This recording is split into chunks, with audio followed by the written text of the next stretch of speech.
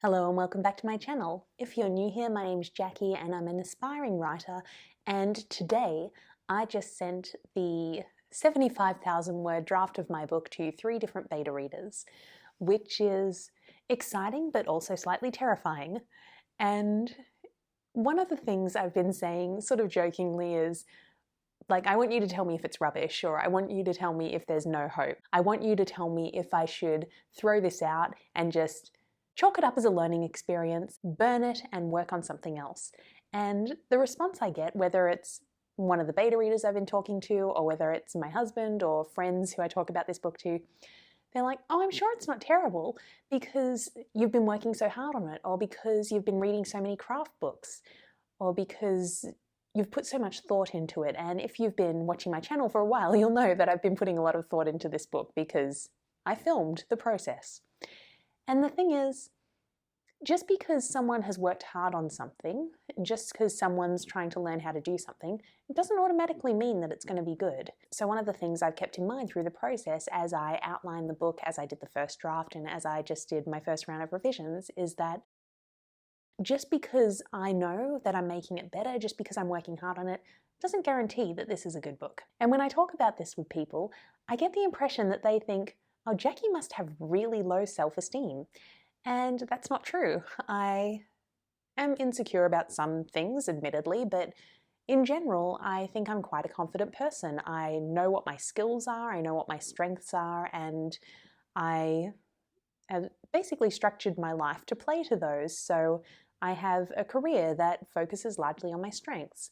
The people who I connect with and are friends with, they are people who socialize in a similar way to what I do. They are people who have similar interests to what I do. So I play to my strengths with them as well. So there are areas of my life where I know what my strengths are, I'm confident in those strengths, and I can navigate that well. When it comes to writing, though, it's a little bit different. And in fact, non-fiction writing, I'm very confident. I am very confident that an entrepreneur who wants to write a book, who isn't a writer, can come to me with his or her idea, and I will be able to extract it from their brain and turn it into a decent book. I know I can write a good blog post. I know I can write a good press release. I know I can write a good article to go on a third-party financial website. I'm confident in non-fiction writing. Fiction, though, is a very new skill for me. I've only been really working on my fiction for, September, so 14 months. So it hasn't been that long. And if you look at anyone who's just been doing something for a year, generally they're not going to be that good at it yet. They might be good for someone who's only been doing it for a year, but someone who has been doing gymnastics for a year is not going to go to the Olympics. Not yet. So that's where I am on my writing journey. I'm a fiction writing baby, or a fiction writing toddler. I'm 14 months old, and I don't expect to have perfected the craft yet. I am expecting that what I've written might come across as a little bit juvenile. It might sound immature. It might sound like something that a high school student who really loves English happened to write, and it's not bad. Like, if I was submitting it to my high school English teacher, I'm pretty sure I'd get an A plus on it, but that doesn't mean it's ready to be published. And this is where I am when I talk about it having no hope. I don't think it's gibberish. I don't think it's incomprehensible. I don't think it's laughably bad. But I also acknowledge that it could be underwhelming, it could be mediocre, because I don't know what I'm doing yet. And that isn't a sign of bad self-esteem, that's just a sign that I recognize that I'm new to learning these skills, and I want honest feedback so I can continue to learn them. Beyond simply being new to this, though, the other thing that's a bit of a challenge is that there's no point of comparison for books that are at this stage. So I have basically a second draft. So first draft, and then I've been through a round of revisions. And I don't know if the second draft is at the typical level one would expect a second draft to be at, because the only basis for comparison I have is published books. And published books are not first or second drafts. They are I don't even know how many drafts many authors go through, but it could be the 8th or 9th draft that has also been through beta readers and revisions and edits and so on. So it's that whole thing people talk about with social media, how you're comparing your behind the scenes to someone else's highlights reel. That's what it's like with the book. I'm comparing someone else's finished product to my little Word document that I put together over a number of months. And I know that's not a fair comparison, but it's the only one I have. And I know that this document is not at the standard of these books. And being aware of that isn't a sign of a lack of confidence, I don't think. I think it's more the idea of the taste gap, which is the idea that because you like to consume the art you want to produce, in my case, because I'm a reader and I avidly read the type of art I want to produce, which is books, I know what's good. I read things that are good, and I read things that aren't so good as well, but I know what a good book is, or at least what I consider to be a good book, and I know that mine isn't there yet. That doesn't mean it doesn't have the potential to get there, but I'm aware that there's a gap and I'm trying to figure out how to close it. So when it comes to the question of, is there any hope? It's not so much that I think this is awful and I'm going to never write again if people tell me it's terrible. It's more that, no, I'm too close to it.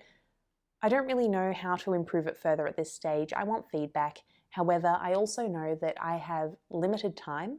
And if the bones of this are good, if the structure's good, the characters, the main arcs, if they work and it's just a matter of, oh, you can have an extra scene about this here, or I think you need some polishing of these elements and maybe add these things or take a couple of things out, then that's fine. But if it's, okay, this story is fundamentally flawed, one of the things I've mentioned in the past is that I'm concerned it might feel like two separate books because at the halfway point we introduce sort of a heist scenario and that's where the second half of the book goes. So if I get the feedback that yes, this feels like two separate books, all of this shouldn't be together, that is a fundamental flaw and it means I need to start again basically, which I don't know if I have the energy to do for this book. So in that case, maybe it's best to just chalk it up to a learning experience and then I can use the skills I've learnt from this experience to work on something else, rather than continuing to try and polish something that's never going to be good enough to be published. And one of the things that's interesting is that with the rise of self-publishing, and side note, I'm a big fan of self-publishing. I used to run a self-publishing company. If that's the way you want to get your book out into the world, then power to you, that's awesome. But one of the downsides of self-publishing is that I think some authors get to this stage with their book where they've got a completed draft, they've revised it, they might have hired a proofreader to go through it, but they aren't thinking as critically about their work maybe, and there's nothing to stop them from publishing it because there are no gatekeepers for self-publishing. Similarly, there's nothing to stop me from publishing Powerless as it is now. If I really wanted to, I could have it up on Kindle in a couple of weeks probably, but I don't want to rush that. I want it to be as good as it can be, and I don't think, asking for honest feedback and wanting it to be as good as it can be is a sign of a lack of confidence. The other thing is that I would like to get Powerless traditionally published, and part of that is, yes, I want the validation of a traditional publishing house, but it's also that idea of gatekeepers and standards, because I can look at this document and go, I've worked really hard on it, it's the best I can get it, but that doesn't necessarily mean it's good enough.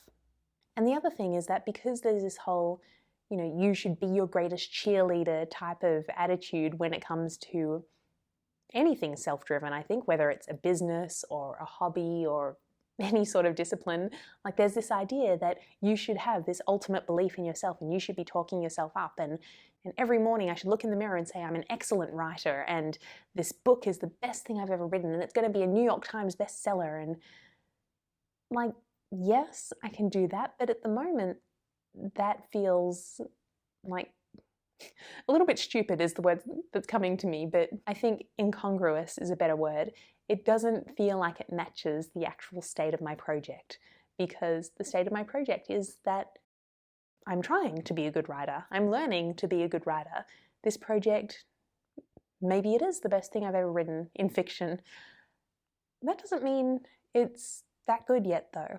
And that doesn't mean it can't get better. And maybe one day it will be a New York Times bestseller. That would be awesome.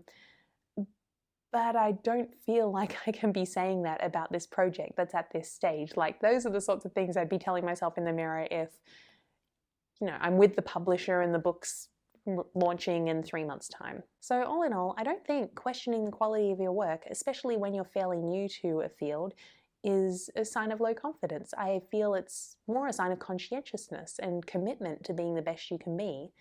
And doing that over time and getting the feedback and continually working at getting better, I think that's what builds confidence, rather than just looking in the mirror and saying, you're awesome, but not having that much substance behind it. So what do you think? Let me know in the comments. Are you the sort of person who likes to do those really positive affirmations and you feel like if you say it enough, it will come true? Or are you more like me in that you feel that those beliefs will build over time as you take action and as you improve your craft, and it's okay to acknowledge that your skill might not be where you want it to be just yet? So please let me know in the comments. If you like this video, please give me a like, hit the notification bell, subscribe, and do everything that will keep YouTube happy, and I will see you next time. Bye.